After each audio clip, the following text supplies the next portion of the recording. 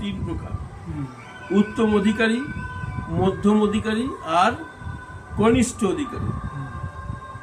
তো উত্তম অধিকারী ভক্ত যারা হয়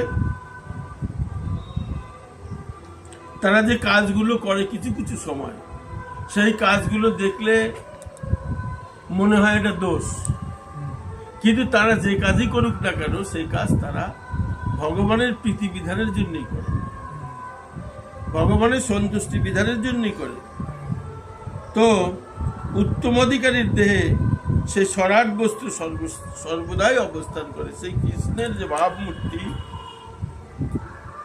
যে ভাব, সে ভাব যারা উত্তম অধিকারী ভক্ত তাদের দেহে সবসময় অবস্থান করে।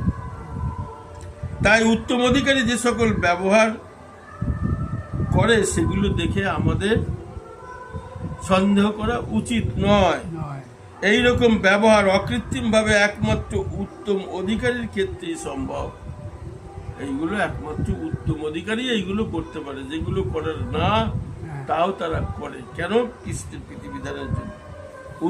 উত্তম অধিকারী অনুকরণ করলে, যদি কেউ উত্তম অধিকারী যা যা করে সেটা যদি কেউ অনুকরণ করে তাহলে তার বিনাশ অবশ্যম্ভাবী। তো এইবার যেমন শিব সমুদ্র মন্থনের বিষ পান করে নাম হয়েছে নীলকণ্ঠ। শিব হচ্ছে উত্তম অধিকারী ভক্ত, তিনি যা করতে পেরেছেন সেইটা কি আমরা করতে পারবো? কোনো সাধারণ মানুষ করতে পারবে? সাধারণ কেন, অন্য কেউ করতে পারবে? কোনো দেবদেবতাও করতে পারবে? সঙ্গে সঙ্গে তার মৃত্যু হবে। কিন্তু শিব সেটা গ্রহণ করেও তার কিছু হয়নি। কেন? তিনি উত্তম অধিকারী ভক্ত, কৃষ্ণের বড় চরম ভক্ত।